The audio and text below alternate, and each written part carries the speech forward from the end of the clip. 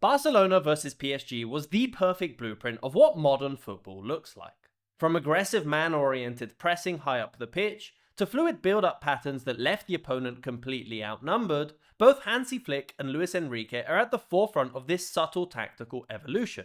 And in today's video, we're going to be using this game as a case study to explore the key principles of the modern game, breaking down how pressing, stretching the pitch, and verticality are shaping football's next era.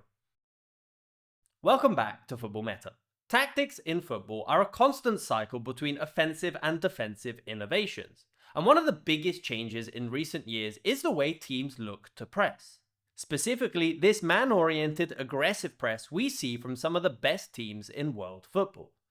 High pressing has been common in football for many years, but it was usually done with a 1 or 2 man disadvantage in order to keep an advantage in the defensive line and not be exposed at the back.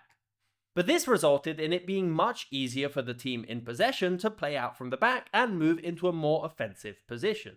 So by covering every single player further up the pitch, it means build-up is no longer so straightforward. The trick here is how teams deal with the goalkeeper, who will always be the extra player.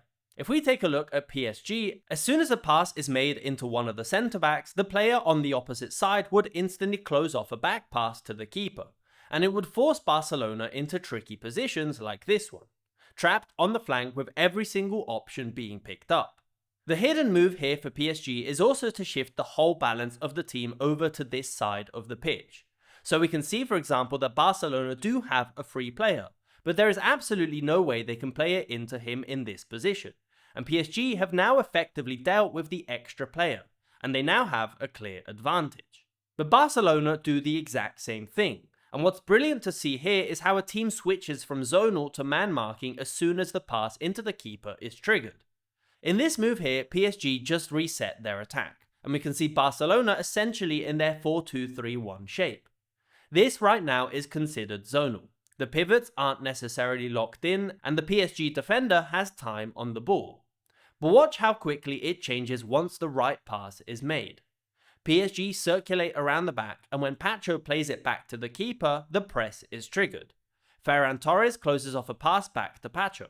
Rashford holds his run to first block a pass out wide, but is ready to close down the centre-back if needed, and the Barcelona midfielders lock on to the 3 PSG midfielders. But the most crucial rotations are also happening at the back. Martin breaks off the defensive line to pick up the fullback, and Kubasi shifts over to pick up PSG's right winger. This leaves the back line in a 3v3, but it will be difficult for PSG to create anything from this position, as there are no players in support. So modern football is essentially this. In 10 seconds, you need to be able to go from zonal to man marking, and know exactly what player you need to pick up. Again, just like we saw with PSG, once Barcelona are able to effectively force play onto one flank, then the winger and fullback on the opposite flank are no longer needed, and can move over to help give a numerical advantage. This clip also highlights another fundamental part of modern football, and that is the high defensive line, which is a must for this system to work. If, for example, Barcelona and PSG didn't start defending right on the halfway line, then the spaces between the lines would be too much. And even though you're locked into a man-marking system, the player on the ball would have more time and space to pick out the right pass, and everything would unravel. Now, as the team in possession moves further up the pitch, the defensive team will shift to a zonal marking system, with very few managers relying on man-marking all across the pitch. But before we take a look at that, a quick word from today's sponsor, Claude AI. Claude Note has completely changed how I analyze matches and find topics to talk about. While I used to write down any ideas during the game, I now simply record my thoughts as the match is going on. And as soon as the game is over, Claude AI instantly converts the recording into a transcript and generates a breakdown of everything I said during the game, including some really insightful summaries and a mind map that gives me unique ideas and perspectives that I can turn into a topic for a video. My notes are almost 2 hours long during the match, and with the Ask AI feature, it quickly turns lengthy transcripts into actionable insights and to-do lists. The sleek design of the Claude Note is such a nice bonus as well. It comes with its own magnetic wallet, so you can attach it to your phone and easily carry it with you wherever you go. And it's only slightly thicker than a credit card. And so far I've been using it almost daily for 2 weeks and haven't had to charge it once.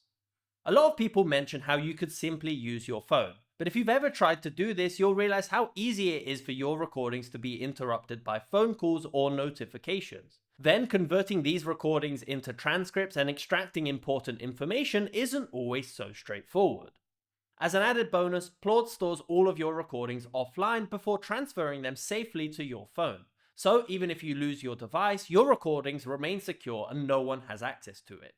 I've completely changed how I work thanks to the Plord No, and you can too. Get started by clicking the link in the description down below, and you can get 20% off when using code META at checkout. Thank you to Plord AI for sponsoring this video. Now, as the team in possession moves further up the pitch, the defensive team will shift to a zonal marking system. For example, notice in this clip with Barcelona further up the pitch. PSG have now reverted to a more zonal system. They have a man disadvantage in the first line, pressing the centre-backs in a 2v1, but they have a man advantage at the back, defending in a 2v1. This is still an aggressive shape from PSG. There are clearly 5 players actively pressing and 5 who are protecting the defence. The defensive line is high, so the team in possession essentially has 2 options to progress. Either attack the space in behind, which is what they do here with Yamal finding Olmo in the half space, or they can play between the lines, which is what we can see in this clip here. This is arguably easier for PSG to defend, as the centre-back can break the defensive line to close off any player. But if not timed correctly, then there is a lot of space away from the ball to break forward, exploiting this aggressive shape from PSG, who now has 5 players above the line of the ball. Barcelona's first goal actually came from a very similar idea to what we saw here with PSG. There are 5 players pressing further up the pitch, trying to win the ball back early, this time with Yamal intercepting a pass from Vitinha, pushing forward, and Barcelona move the ball to Rashford, who perfectly times his pass into Ferran Torres. So these defensive principles that we can see from Luis Enrique and Hansi Flick, generally speaking, reflect the majority of what the best teams in Europe are trying to do. But what's more interesting is how this way of defending is subsequently shaping every single attack. These defensive changes are forcing managers to find creative ways of attacking. From the back, because there are so few options during build-up, it does mean that football is becoming slightly more direct, with goalkeepers going long directly into the attackers and looking to win the second ball.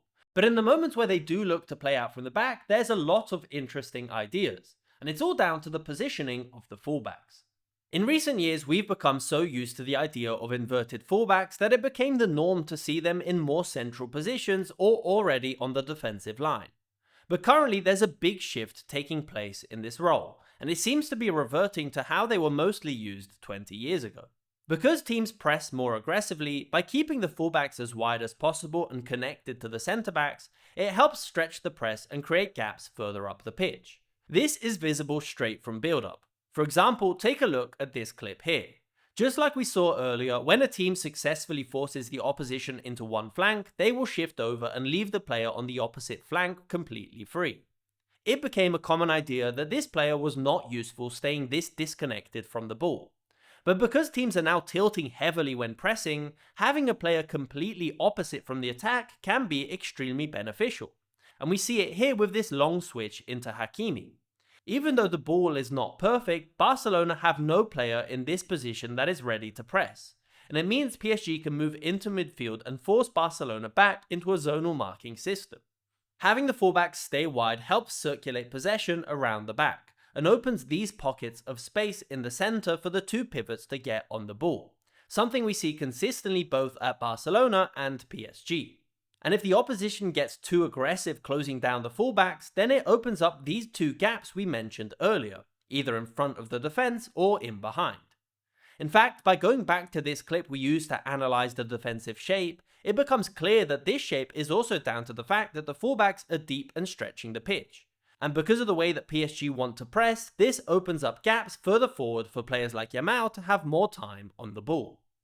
Personally, this is why I believe modern football is becoming more entertaining once again. And because every single position is becoming an individual battle, it's giving space to more creative players to beat their opponent and find huge advantages. Compare this to the positional ideology that dominated football over the past decade. It wasn't necessarily the individual player that found the advantage, but the system exploiting a specific space. And after a few years of teams figuring out how to defend against this style, it's no longer as effective as it used to be. Offensively speaking, all it takes now is for one player to beat their opponent, and there are huge advantages to be had. For example, with Barcelona playing out from the back in this clip here, the instant Martin is able to beat Hakimi, PSG are completely exposed. And by going to the opposite flank, which we know is a weak point of these man-marking systems, Barcelona can quickly create a 2v1 and attack in behind. But PSG are doing the exact same thing, and we can see that in their equalizer. The advantage here for PSG actually came before they even played a pass, as a miscommunication in the centre meant Yamal was late to close down Pacho, and there was a free pass into Mendes. With a perfectly timed 1-2, the man-marking system is exposed, as Mendes has now beaten his direct opponent Koundé, and there is a lot of space for him to run into. This forces the centre-backs to shift over and opens up a central gap for Mayulu, who slots his shot past Szczesny.